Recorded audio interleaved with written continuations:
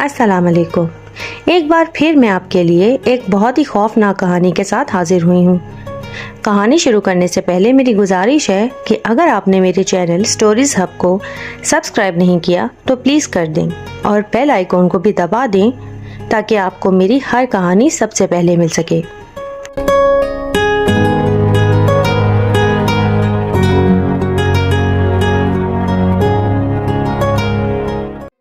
یہ فروری 1918 کی بات ہے۔ میرے والدین نے اپنے بڑوں کے خلاف جا کر پسند کی شادی کی تھی، اس لیے میرے دادا جی نے انہیں گھر سے بے دخل کر دیا تھا اور نوبیاہتا جوڑے کو اب مکان کے لیے سخت دشواری پیش آ رہی تھی۔ اسی لیے میرے بابا نے اپنے دوست کی مدد سے ایک مکان کرائے پر لیا جس میں ہر جوڑے کے لیے بس ایک ہی کمرہ تھا اور باقی کمروں میں بھی نوبیاہتا جوڑے ہی رہتے تھے۔ میرے بابا صبح روزانہ کام پر جاتے، مگر ان کو بس ایک ہی فکر رہتی تھی کہ میری امی گھر پر اکیلی ہیں۔ اسی خیال کی وجہ سے وہ ایک نیا مکان تلاش کرنے میں لگ گئے جو ان کے مطابق ہو۔ کئی ہفتوں کی تک و دو کے بعد بابا ایسا مکان تلاش کرنے میں کامیاب ہو گئے جس میں 7 کمرے تھے، کرایہ بھی مناسب تھا اور یہ مکان سڑک کے اختتام پر کھیتوں کے بیچ واقع تھا۔ یہ مکان سورج کی روشنی میں چمکتا ہوا دکھائی دیتا تھا۔ اس کے ارد گرد ہریالی اور خوبصورتی تھی اور 3 منزلوں پر مشتمل تھا۔ میرے والدین اور 2 نوبیاہتا جوڑے جس میں نسرین اور ماجد، کلثوم اور احمد شامل تھے، ہمارے ساتھ ہی اس مکان میں منتقل ہو گئے۔ پہلی منزل کے ایک حصے میں کلثوم اور احمد نے اپنا سامان رکھا اور رہنے لگے۔ دوسری منزل میں نسرین اور ماجد نے رہائش کی۔ میرے والدین کے حصے میں ایک بہت بڑے ہال کے 7 والا کمرہ آیا۔ مکان چونکہ بہت بڑا تھا اس لیے تیسری منزل کو بند رکھنے کا فیصلہ کیا گیا تاکہ گرمی سے بچا جا سکے اور سامان بھی نہ بکھرے۔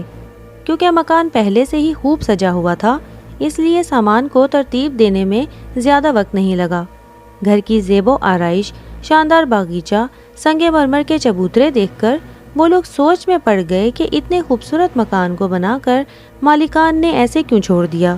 امی کو تو پرانی چیزوں کا جنون تھا اور اس گھر میں پرانی چیزوں کا خزانہ دیکھ کر ان کی خوشی کا کوئی ٹھکانہ نہ رہا۔ چند دن تو اس مکان کی خوبصورتی اور انوکھی چیزیں دیکھنے میں ہی گزر گئے۔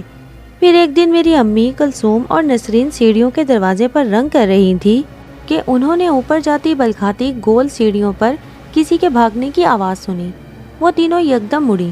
پوری سیڑھیاں ان کے سامنے تھیں، تاہم پیروں کی چھاپ کے باوجود سیڑھیوں پر کوئی نظر نہیں آ رہا تھا۔ اس رات جب انہوں نے اس بات کا ذکر اپنے مردوں سے کیا تو تینوں مسکرانے لگے اور اس بات کو مذاق سمجھ کر ختم کر دیا۔ کئی روز بعد جب تمام گھر والے سکون سے سو رہے تھے تو کلثوم کی زوردار چیخ نے انہیں جگا دیا۔ وہ زور زور سے پکار رہی تھی کہ کوئی میرا گلا دبانے کی کوشش کر رہا ہے، مجھے بچاؤ، میں اٹھ نہیں سکتی۔ سب لوگ بھاگ کر اس کے کمرے میں گئے تو دیکھا کہ وہ کسی اندیکھی طاقت سے الجھی ہوئی تھی اور وحشیانہ انداز میں ہاتھوں کو ہوا میں لہرا رہی تھی۔ اس کے شوہر کا چہرہ خوف سے زرد ہو گیا تھا۔ وہ پوری کوشش کر رہا تھا کہ اپنی بیوی کو جگائے، مگر کسی اندیکھی طاقت نے کلثوم کو زوردار دھکا دے کر زمین پر گرا دیا اور اس کے پاؤں میں موچ آ گئی اور سر بھی زور سے دیوار پر جا لگا۔ کلثوم اور احمد اسی رات مکان چھوڑ دینا چاہتے تھے، مگر سب کے اصرار پر انہوں نے اپنا ارادہ بدل لیا۔ پھر امی ابو نے ڈاکٹر کو بلوایا۔ ڈاکٹر یہاں کا پرانا باشندہ تھا اور مکان مالکوں سے اچھی طرح واقف تھا۔ جب ڈاکٹر کو اس واقعے کے بارے میں بتایا گیا تو یکدم وہ گھبرایا اور بولا، عجیب بات ہے، پھر کچھ کہتے ہوئے خاموش ہو گیا۔ سب کے اصرار پر بھی اس نے اپنے منہ سے کچھ نہ کہا۔ چند دن بعد پھر کسی کے اوپر سیڑھیوں پر جانے کی چھاپ سنائی دی، جو سیڑھیوں کے درمیان میں جا کر کچھ وقت کے لیے رک گئی۔ اس کے بعد دوبارہ آواز سنائی دی تو غسل خانے کا دروازہ زور سے بند ہوا اور پانی چلنے کی آواز سنائی دی۔ میرے بابا سیڑھیوں کی طرف لپکے اور بنا ڈرے غسل خانے میں جا پہنچے۔ وہاں کوئی نہ تھا مگر پانی پوری تیزی سے چل رہا تھا۔ بابا نے پانی بند کیا اور نیچے کی طرف آ گئے۔ تھوڑی دیر بعد دوبارہ کسی کے اوپر جانے کی آواز سنائی دی۔ بابا پھر سے غسل خانے کی طرف بھاگے مگر وہاں پھر سے کوئی نہ تھا اور پانی چلنے کی آواز مسلسل آ رہی تھی جبکہ پانی کا نل بند تھا۔ شام کو جب سب لوگ کھانے کی میز پر جمع ہوئے تو سیڑھیوں سے کسی کے اترنے کی آواز آئی۔ وہ سامنے ہال کی طرف دوڑے، تبھی 7 والے کمرے کا دروازہ کھلا اور کوئی باہر نکل کر گیا، حالانکہ احمد نے اس کمرے کو تالا لگا رکھا تھا۔ احمد کو شک ہوا کہ اوپر کوئی ہے۔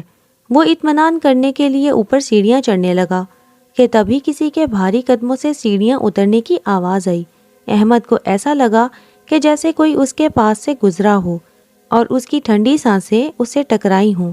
اس کے بعد ایسی بدبو پھیلی جس سے متلی کی کیفیت ہونے لگی۔ وہ بدبو کئی دن تک پھیلی رہی۔ اس کے بعد سب کو مکان چھوڑنے کا خیال آیا، مگر کرایہ کم ہونے کی وجہ سے وہ رک جاتے تھے اور کہتے تھے کہ ہو سکتا ہے ہمارا وہم ہو، اگر اب ایسا کچھ ہوا تو ہم پکا یہ مکان چھوڑ دیں گے۔ ایک رات وہ لوگ سو رہے تھے کہ ان کی آنکھ چھکڑے کی کھڑکھڑاہٹ سے کھل گئی۔ پھر کچھ دیر بعد گھوڑوں کے بھاگنے کی آوازیں آنے لگیں اور دونوں آوازوں کے ملنے سے شور بڑھ گیا اور آہستہ آہستہ وہ شور مکان کے پیچھے جا کر ختم ہو گیا۔ پھر سرگوشیوں کی آواز آنے لگی اور بلند ہوتی گئی، مگر کوئی لفظ سمجھ میں نہیں آ رہا تھا۔ یہ آوازیں مسلسل آتی رہیں اور جیسے ہی سورج کی کرنیں نمودار ہوئیں یہ آوازیں بھی بند ہو گئیں۔ یہ آوازیں اب معمول بن گئی تھی اور کئی ہفتے تک ایسا ہوتا رہا۔ ایک دن اچانک مکان کے پیچھے بابا کو ایک پرانی زنگ آلود پن چکی نظر آئی۔ سب اس پن چکی کو دیکھ کر بہت حیران ہوئے تو نسرین بولی کہ یہ تو ہم نے یہاں پہلے کبھی نہیں دیکھی۔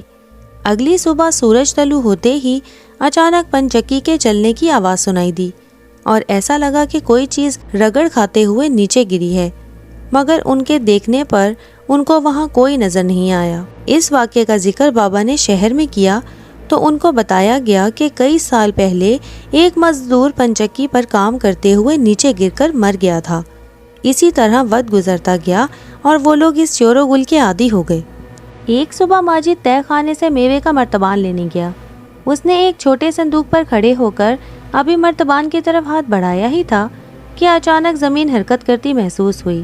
اس نے سوچا شاید اسے چکر آ رہے ہیں، مگر اچانک اس حرکت میں شدت پیدا ہو گئی اور وہ زمین کے بل گر گیا۔ جیسے ہی زمین ہلنا بند ہوئی تو اس کو اس اندھیرے کمرے کے کونے میں کسی کی آواز سنائی دی، جیسے کوئی دو سانسیں لے رہا ہو۔ ماجد نے فوراً مرتبان اٹھایا اور دروازے کی طرف بھاگا۔ دروازے کے پاس پہنچتے ہی سانسوں کی آواز دوبارہ سنائی دی اور وہ آواز غصے اور وحشت سے بلند ہوتی جا رہی تھی۔ وہ فوراً بھاگ کر اوپر آیا اور سب کو اس بارے میں بتایا، مگر بابا اور احمد نے اسے ماجد کا وہم قرار دیا۔ اسی بات کو ثابت کرنے اور ماجد کو یقین دلانے کے لیے بابا اور احمد تہہ خانے میں گئے۔ ان کے وہاں جاتے ہی پھر سے وحشت بھری سانسوں کی آواز کا شور ہوا میں بلند ہونے لگا، جنہیں سن کر بابا اور احمد کا خوف سے برا حال ہو گیا اور انہیں ماجد کی باتوں پر بھی یقین آ گیا۔ وہ فوراً دروازے کی طرف بھاگے اور اوپر کچن میں آ گئے، جہاں امی، نسرین اور کلثوم کھانے کی تیاری کر رہی تھی۔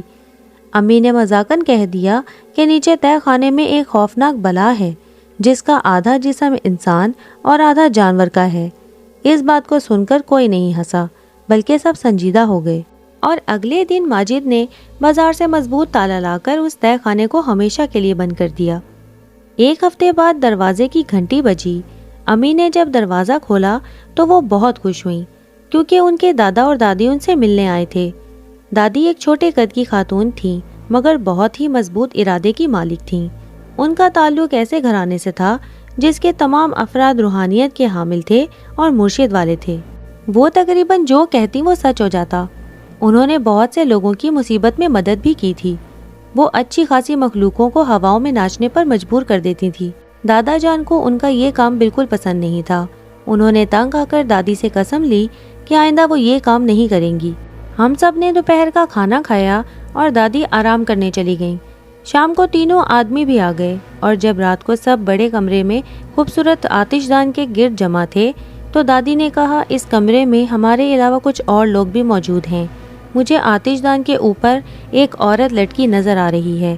یہ کافی خوبصورت عورت ہے۔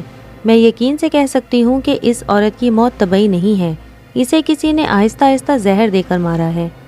دادا جان یکدم چونکے اور دادی کو غصے سے دیکھا، اور دادی انہیں دیکھ کر خاموش ہو گئیں۔ دوسری صبح امی نے ناشتے کے دوران دادی سے پوچھا کہ اس گھر کے متعلق اور مزید کچھ بتائیں، کیونکہ آدمی نوکری پر گئے ہوئے ہیں اور کلثوم اور نسرین بھی باہر گئی ہوئی ہیں۔ امی کے بہت اصرار پر دادی بولی کہ مجھے اس کمرے میں کچھ دیر کے لیے جانا ہوگا، تبھی ہی میں کچھ بتا سکتی ہوں۔ اس کے بعد دادی اس کمرے میں چلی گئیں اور دروازہ بند کر دیا۔ کچھ دیر بعد کمرے سے چیخنے کی آوازیں آنے لگیں، کھڑکیاں اور دروازے زور زور سے بجنے لگے۔ امی یہ سب دیکھ کر بہت ڈر گئیں اور فوراً دروازہ کھول کر اندر چلی گئیں۔ امی نے دیکھا کہ کمرے میں کالا دھواں پھیلا ہوا ہے اور دادی امی ایک بڑے سے صوفے پر بالکل ساکن بیٹھی ہیں۔ امی نے جا کر دادی کو جگانا چاہا مگر وہ نہ اٹھیں۔ اتنی دیر میں دادا جی بھی آ گئے۔ انہوں نے فوراً دادی کو بیڈ پر لٹایا اور ڈاکٹر کو بلایا۔ آدھے گھنٹے بعد جب دادی کو ہوش آیا تو امی ان کے لیے سوپ لے کر گئیں۔ تو دادی نے امی کو کہا کہ تمہیں کمرے میں نہیں آنا چاہیے تھا، وہ سنہرے بالوں والی لڑکی مجھے سب بتانے والی تھی کہ اچانک تم آ گئی اور ایک کھلبلی سی مچ گئی۔ میں نے اپنی زندگی میں کئی ہوائی چیزوں سے مقابلہ کیا ہے مگر مجھے یہاں کوئی الگ طرح کی طاقت لگتی ہے، کیونکہ سنہرے بالوں والی لڑکی بہت ہی معصوم تھی۔ اس نے بتایا کہ اسے مارا گیا ہے اور وہ بھی بہت بے رحمی سے۔ صبح اٹھتے ہی دادی فوراً واپس جانے کی تیاری کرنے لگی، کیونکہ یہاں ساری رات انہیں کوئی تنگ کرتا رہا۔ ناشتے کے بعد دادا جی باہر گاڑی میں سامان رکھ رہے تھے، تبھی دادی کو ہال روم سے کوئی آواز آتی ہے تو وہ اس کمرے میں چلی جاتی ہیں۔ اچانک وہاں ان کی چیخوں کی آوازیں گونجنے لگتی ہیں۔ سب لوگ ہال روم کی طرف بھاگنے لگتے ہیں تو دیکھتے ہیں کہ دادی زمین پر لیٹی ہاتھوں کو ہوا میں لہرا رہی تھی اور بول نہیں پا رہی تھی، جیسے کوئی ان کا گلا دبا رہا ہو۔ سب لوگ ان کو اٹھانے کے لیے بھاگتے ہیں مگر اس طاقت نے اپنے ناخن دادی کے گلے میں دبوچے ہوئے تھے اور دادی کے گلے سے خون نکل رہا تھا۔ اچانک دادی بولتی ہیں، بابا جی میری مدد کریں، تو یکدم دادی کو کوئی اٹھا کر سائڈ پر پھینک دیتا ہے اور وہاں سے غائب ہو جاتا ہے۔ پھر دادی کو اٹھا کر سب لوگ ہال روم سے باہر آتے ہیں۔ دادی کی آواز اب بالکل بیٹھ گئی تھی۔ ایک دن کے آرام کے بعد دادا جی کے کہنے پر وہ ہوٹل کے لیے نکلتے ہیں۔ جیسے ہی امی ان سے گلے ملتی ہیں تو وہ ان کے کانوں میں سرگوشی میں کہتی ہیں کہ کل مجھے ہوٹل میں آ کر ملو۔ یہ کہہ کر وہ چلی جاتی ہیں۔ جیسے ہی بابا، احمد اور ماجد گھر آتے ہیں تو امی سب کو اس حادثے کے بارے میں بتاتی ہے۔ تو ماجد کہتا ہے کہ میں نے ایک آدمی سے بات کر لی ہے، بس اسی ہفتے ہمیں مکان مل جائے گا، مگر وہ صرف ایک جوڑے کے لیے ہوگا۔ آپ لوگ بھی ساتھ چلنا جب تک آپ کو کوئی مکان نہیں مل جاتا۔ اگلی صبح امی دادی سے ملنے ہوٹل چلی گئیں، کیونکہ شام کو ان کی ٹرین تھی۔ چائے پیتے ہوئے دادی نے بتایا کہ جب میں کمرے میں گئی تو سنہرے بالوں والی عورت نے بتایا کہ میں یہاں پر رہتی تھی اور میرے بابا کی سامنے پنچکی تھی۔ میں بابا کے ساتھ کام کرواتی تھی اور بہت سے لوگ میری خوبصورتی کی وجہ سے میرے پیچھے تھے اور بابا کو تنگ کرتے تھے۔ کیونکہ ہم غریب تھے اس لیے ہماری کوئی مدد نہیں کرتا تھا۔ ایک دفعہ میں کھیتوں میں کام کر رہی تھی کہ ایک آدمی کا وہاں سے گزر ہوا۔ اسے میں بہت پسند آئی۔ وہ مجھے پانا تو چاہتا تھا مگر شادی نہیں کرنا چاہتا تھا۔ اس نے مجھے اٹھانے کی کوشش کی تو بابا نے اس کے سر پر پتھر دے مارا۔ وہ اس وقت تو وہاں سے چلا گیا مگر اس دن کے بعد گھر میں عجیب چیزیں ہونے لگیں، جیسے کسی کا مجھے چھیڑنا یا کسی کا ہم پر نظر رکھنا۔ ایک دن بابا پنچکی پر کام کر رہے تھے کہ اچانک انہوں نے اپنا سر دیوار پر مارنا شروع کر دیا اور نیچے گر کر مر گئے۔ میں یہ صدمہ برداشت نہ کر سکی۔ کئی دن تک میں اپنے گھر میں ہی بند رہی۔ ایک عورت آتی اور مجھے کھانا دے کر چلی جاتی۔ دن بہ دن میری حالت بگڑتی گئی۔ رات کو میرا جسم جکڑ جاتا جیسے مجھے کوئی قید کر رہا ہو کہ اچانک مجھے خون کی الٹی ہوئی اور میں فرش پر گر گئی۔ پھر وہی شخص میرے پاس آیا اور کہا کہ تیرے باپ کو تو سزا دے دی، اب تیری باری ہے، اور مجھے ایک بہت ہی خوفناک جن کے حوالے کر دیا جس نے مجھے دردناک موت دی اور اب بھی میں اسی کے قبضے میں ہوں۔ ابھی وہ یہ کہانی سنا ہی رہی تھی کہ اس کے پیچھے ایک انتہائی خوفناک چیز نمودار ہوئی جس کا جسم لال تھا، آنکھیں باہر کی طرف اور ہاتھ پاؤں مڑے ہوئے تھے۔ دادی نے کہا، میں نے ایسی چیز اپنی پوری زندگی میں نہیں دیکھی، تمہیں وہ مکان چھوڑنا ہوگا، کیونکہ اس نے کہا ہے کہ وہ تم سب کو مار کر تم سب کا خون پی جائے گا اور سب کو آگ لگا دے گا۔ امی نے کہا کہ اس مسئلے کا کچھ تو حل ہوگا، اس نے کچھ تو بتایا ہوگا۔ تو دادی نے کہا، ہاں اس کا حل ہے مگر وہ بہت خطرناک ہے۔ تو امی نے کہا کہ اللہ سے بڑی کوئی طاقت نہیں ہے، آپ بتائیے۔ تو دادی نے کہا کہ اس سنہرے بالوں والی لڑکی نے کہا ہے کہ گھر کے تہہ خانے میں اس جن کی راکھ پڑی ہے، وہ اسی راکھ سے نکلتا ہے۔ اگر کوئی اس راکھ کو سورج کی روشنی میں لے کر جائے گا تو وہ جن ہمیشہ کے لیے بھسم ہو جائے گا۔ تو امی کہتی ہیں کہ میں یہ کام کروں گی۔ دادی امی کو بابا جی کے دیے کچھ روحانی کلمات پڑھنے کو دیتی ہے۔ پھر امی گھر آ کر بابا کو سب کچھ بتا دیتی ہیں اور بابا بھی مدد کے لیے تیار ہو جاتے ہیں۔ امی کہتی ہیں کہ یہ کام ہمیں سورج کی روشنی میں ہی کرنا ہوگا، کیونکہ شام کو اس کی طاقت دگنی ہو جائے گی، جس کی وجہ سے ہمارا بچنا ناممکن ہوگا۔ اب امی تہہ خانے کی طرف بڑھتی ہیں اور بابا جی کے کلمات مسلسل پڑھ رہی ہوتی ہیں۔ تہہ خانے کا دروازہ کھولتے ہی اچانک سے وہی خوفناک آوازیں شروع ہو جاتی ہیں۔ وہ راکھ اسی صندوق میں پڑی تھی جس پر ماجد چڑھا تھا۔ امی کی نظر جب اس صندوق پر پڑی تو وہ صندوق ہلنے لگا اور ایک اندیکھی طاقت نے بابا کے پاؤں پکڑ لیے اور ان کو کھینچ کر تہہ خانے سے باہر نکال دیا اور تہہ خانے کا دروازہ اپنے آپ ہی بند ہو گیا۔ اب امی اس تہہ خانے میں اس اندیکھی طاقت کے ساتھ بالکل اکیلی تھیں۔ اچانک امی کے بال کسی نے پکڑ کر ان کو دیوار پر مارنا شروع کر دیا۔ امی بہت ڈر گئیں، مگر انہوں نے بابا جی کے کلمات باواز بلند پڑھنا شروع کر دیے۔ اسی وقت یکدم سناٹا ہو گیا اور صندوق نے ہلنا بند کر دیا۔ پھر امی نے صندوق سے وہ راکھ نکالی تو دروازہ اپنے آپ ہی کھل گیا۔ امی مسلسل تیز آواز کے ساتھ وہ کلمات پڑھ رہی تھی۔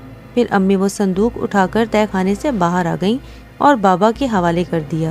بابا اس کو لے کر فوراً باہر کی طرف بھاگے۔ تبھی کسی نے امی کے منہ پر ہاتھ رکھ دیا، جس کی وجہ سے اب وہ بول نہیں پا رہی تھی۔ کسی چیز نے بری طرح امی کو جکڑ لیا تھا، مگر امی اور بابا نے ہمت نہیں ہاری اور ان طاقتوں سے لڑتے رہے۔ اس بلا نے بابا کو باہر جانے سے روکنے کے لیے آس پاس رکھا سجاوٹ کا سامان اٹھا کر بابا پر پھینکنا شروع کر دیا، مگر بابا بچتے بچاتے آخر گھر سے باہر نکل ہی گئے اور صندوق سے راکھ نکال کر ہوا میں اڑا دی۔ اسی وقت وہ راکھ جلنا شروع ہو گئی اور چیخوں کا شور ہر طرف پھیل گیا اور کچھ دیر بعد خاموشی ہو گئی۔ اب امی بھی خود کو اس اندیکھی طاقت سے آزاد محسوس کر رہی تھیں۔ اچانک سے تہہ خانے سے دھواں آتا محسوس ہوا اور ہر طرف آگ بھڑک گئی۔ تبھی امی کو دادی کی بات یاد آئی کہ جب تک یہ گھر جل کر راکھ نہیں ہوگا، یہ بلا ہم لوگوں کا پیچھا نہیں چھوڑے گی۔